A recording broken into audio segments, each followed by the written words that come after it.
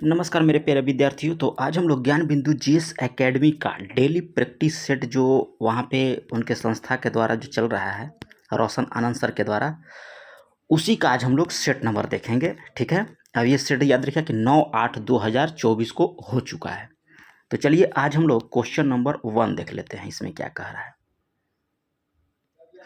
इसमें कह रहा है कि भारतीय अर्थव्यवस्था को किस प्रकार की अर्थव्यवस्था कहना तर्कसंगत नहीं होगा। तो याद रखिए कि आत्मनिर्भर अर्थव्यवस्था ये कहना जो है ठीक नहीं होगा भारतीय अर्थव्यवस्था का। तो ऑप्शन डी आपका यहाँ पे राइट हो जाता है।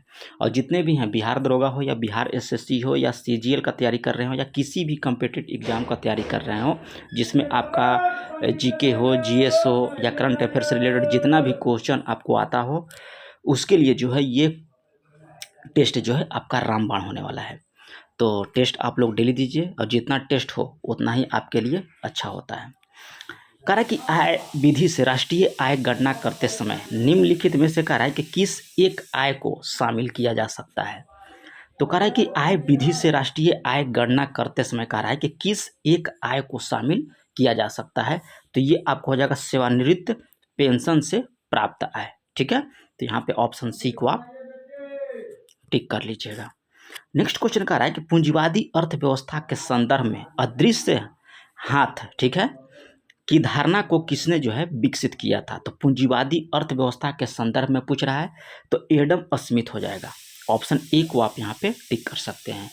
और इससे जितना भी आपका डेली प्रैक्टिस सेट दिया गया है, आप जाइएगा प्लेलिस्ट में, आपका डेली प्रैक्टिस सेट के नाम से आपको जो है वहाँ पे प्लेलिस्ट बना हुआ है, आपको वहाँ पे सारा वीडियो मिल जाएगा। और जितने भी बिहार दरोगा की तैयारी कर रहे हैं उनके लिए तो कहना ही नहीं है कितना टेस्ट महत्वपूर्ण है। आपको मात्र 15 से 20 मिनट लगेगा, आप टेस्ट दे सकते हैं ये चीज़। ठीक है, और 1-2 ग्रुप में आप शेयर कर लीजिए और लाइक बटन को भी दबा लीजिएगा। और क्या बोलते हैं, अगर नए व्यूअर होंगे तो चैनल को सब्सक्राइब कर लीजिएगा। स्वतंत्रता प्राप्ति के बाद कह रहा है कि बिहार राज्य में किस वर्ष जो है जमींदारी प्रथा का उन्मूलन किया गया। तो ये आपका जमींदारी प्रथा जो है बिहार में उन्मूलन किया गया था 1951 ईस्वी में। याद रखिए कि स्वतंत्रता प्राप्ति के बाद पूछ रहा है, तो वर्ष होना जाएगा 1951।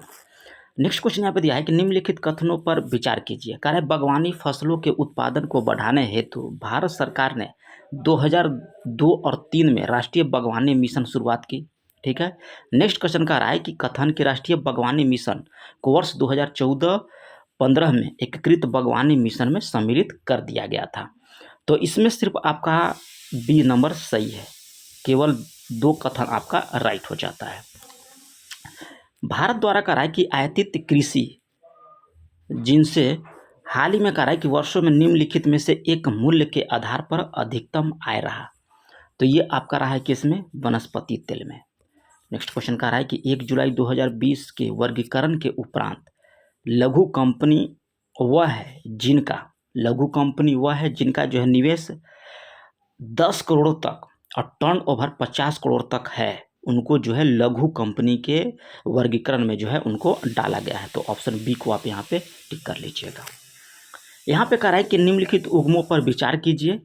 और यहाँ पे क्या दिया है, जो कथन सही दिया गया है उसको आपको यहाँ पे टिक करने के लिए बोल रहा है। ठीक है, तो यहाँ पे हम लोग देख लेते हैं। कह रहा है कि भारत का पहला निर्यात प्रसंस्करण क्षेत्र की संख्या जो है आपको 1965 में हुआ था स्थापना। ठीक है, चलिए।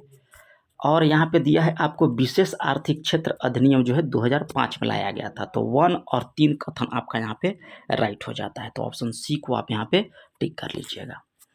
किस पंचवर्षीय योजना के दौरान कह रहा है कि सर्व शिक्षा अभियान की शुरुआत किया गया। तो ये आपका हो जाएगा 9वीं पंचवर्षीय योजना के दौरान जो है आपको सर्व शिक्षा अभियान की शुरुआत किया गया था। आगे क्वेश्चन कह रहा है कि निम्नलिखित में से कौन सा भारत में सतत विकास लक्ष्यों के कार्यान्वयन के लिए एक नोडल संस्था है। तो ये आपको हो जाएगा नीति आयोग। चलिए आगे क्वेश्चन कह रहा है कि अर्थशास्त्र की वह शाखा जो परिणात्मक आर्थिक संबंधों की माप तथा अनुमान के लिए सांख्यिकी विधि का प्रयोग करता है, उस अर्थ माने इकोनोमेट्रिक्स कहते हैं। ठीक है, अर्थमिति कहते हैं। तो अर्थमिति शब्द का प्रथम बार प्रयोग किसने किया था। तो अर्थमिति शब्द का प्रथम बार प्रयोग जो है रैगनर फ्रिश के द्वारा किया गया था। ऑप्शन डी को आप यहाँ पे टिक कर सकते हैं। जेबी से क्या कह रहा है कि बाजार सिद्धांत का प्रतिपादित करता है जेबीसी के। तो ये आपका हो जाएगा पूर्ति अपनी मांग का सृजन स्वयं करती है। किस औद्योगिक नीति के तहत कह रहा है कि जिला उद्योग केंद्र की स्थापना किया गया था? तो ये आपको किया गया था 1977 ईस्वी के औद्योगिक नीति के तहत। नेक्स्ट क्वेश्चन कह रहा है कि यदि एक वस्तु का स्थापना वस्तु बी की कीमत में वृद्धि होती है तो वस्तु ए की संतुलन कीमत और मात्रा पर क्या प्रभाव पड़ेगा? तो ये पड़ेगा आपको संतुलन कीमत तथा मात्रा दोनों में वृद्धि होगी। नेक्स्ट क्वेश्चन कह रहा है कि एकाधिकार के अंतर्गत फर्म के मांग वक्र का स्वरूप कैसा होगा? तो वक्र का स्वरूप आपको हो जाएगा कम लोचदार हो जाएगा। नेक्स्ट क्वेश्चन कह रहा है कि संतुलित बजट में क्या कह रहा है कि कौन सी हानि जो है अर्थव्यवस्था में परिलक्षित नहीं हो सकता है? कह रहा है कि नहीं हो सकता है। तो याद रखिएगा कि इसमें हो जाएगा कि वित्तीय स्थिरता बना रहना। ठीक है, चलिए नेक्स्ट क्वेश्चन कह रहा है कि प्रत्यक्ष कर का उदाहरण है। तो याद रखिएगा कि प्रत्यक्ष कर का उदाहरण आपका यहाँ हो जाएगा आयकर पर सरचार्ज। ठीक है, अगला क्वेश्चन देख लेते हैं। यहाँ पे कह रहा है कि निम्नलिखित कथनों पर विचार कीजिए। ठीक है, तो विचार करना है और सही कथन को यहाँ पे टिक करना है।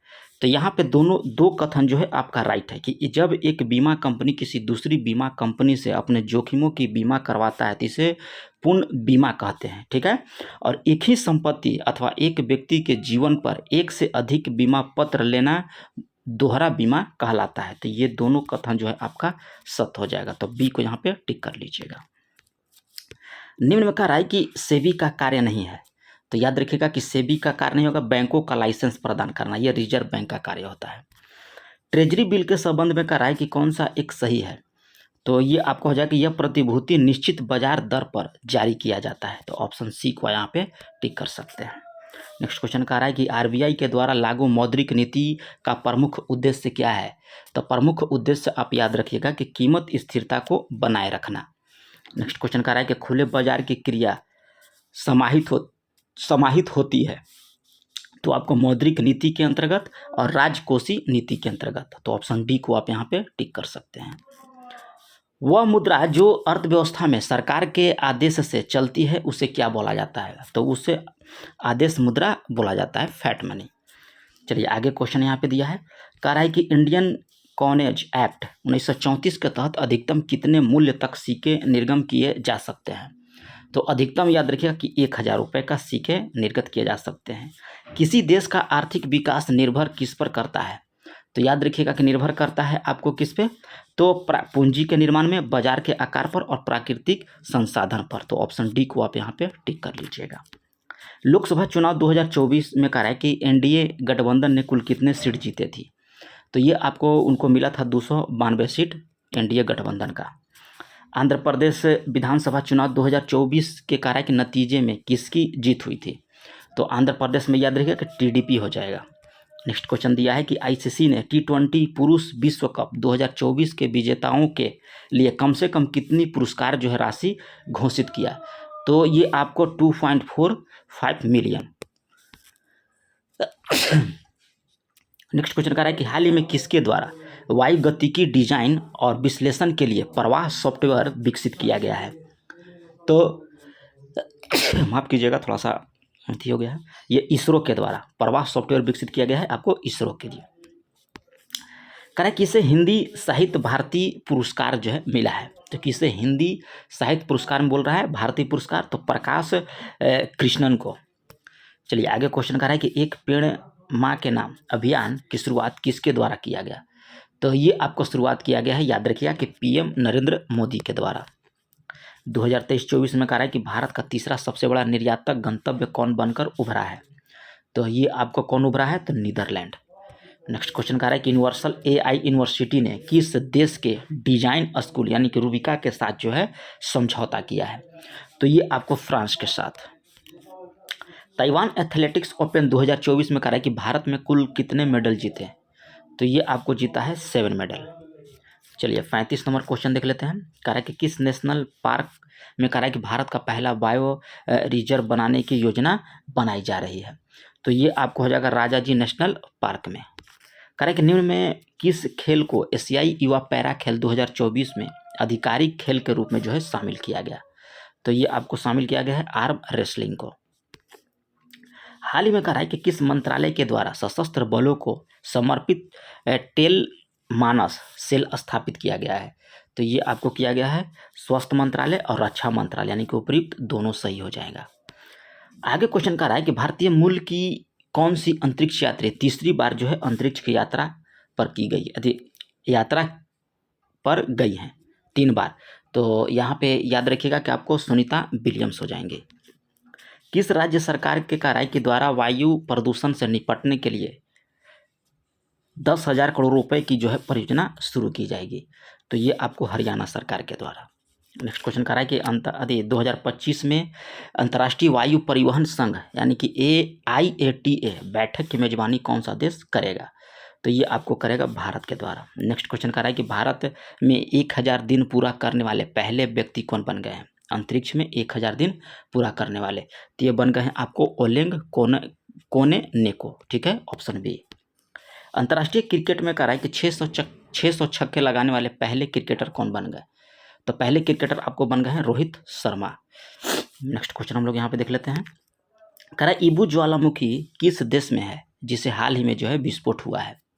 तो ये आपका ज्वालामुखी कहाँ पे है? तो इंडोनेशिया में है। नेक्स्ट क्वेश्चन कर रहा है कि हाल ही में किस IIT संस्था ने अभियान अग्नि बचाव ड्रोन का आवरण किया है? तो ये आपको किया है IIT धारवाड़। नेक्स्ट क्वेश्चन कर रहा है कि हाल ही में मालदीव ने किस देश के पासपोर्ट धारकों पर प्रतिबंध लगाया? ठीक है, तो ये आपको लगाया है कौन? इजराइल के द्वारा। नेक्स्ट क्वेश्चन यहाँ पे कह रहा है कि किस देश ने किंग चार्ल्स तृतीय की तस्वीर वाले करेंसी नोट जारी किए गए? तो ये आपको हो जाएगा इंग्लैंड में। नेक्स्ट क्वेश्चन कह रहा है कि आंध्र प्रदेश की आधिकारिक राजधानी कौन बनी है? तो ये आपको बन गया है अमरावती जो है आधिकारिक राजधानी बन गया है आंध्र प्रदेश का। हाल ही में कह रहा है कि संयुक्त राष्ट्र सुरक्षा परिषद के सदस्य कौन चुने गए हैं? ठीक है, तो ये आपको सदस्य चुने गए हैं कौन? तो याद रखिएगा कि डेनमार्क, ग्रीस और पाकिस्तान, यानी कि उपयुक्त सभी हो जाएगा। राज्य में कह रहा है कि प्लास्टिक अपशिष्ट प्रबंधन संयंत्र का उद्घाटन हुआ है। तो ये आपका उद्घाटन हुआ है सिक्किम में।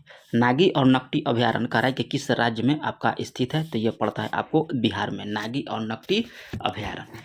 तो ये रहा आप लोग का प्रैक्टिस सेट, ठीक है। मात्र 13 मिनट में आपका 50 क्वेश्चन जो है समाप्त हो गया है। अगर चैनल पे पहली बार होंगे तो सब्सक्राइब कर लीजिएगा, बेल आइकन को दबा लीजिएगा, ठीक है। और देखिए यहाँ पे रोशन आनंद सर के द्वारा जो है प्रैक्टिस सेट दिया जाता है। तो मिलते हैं नेक्स्ट वीडियो में, तब तक के लिए धन्यवाद।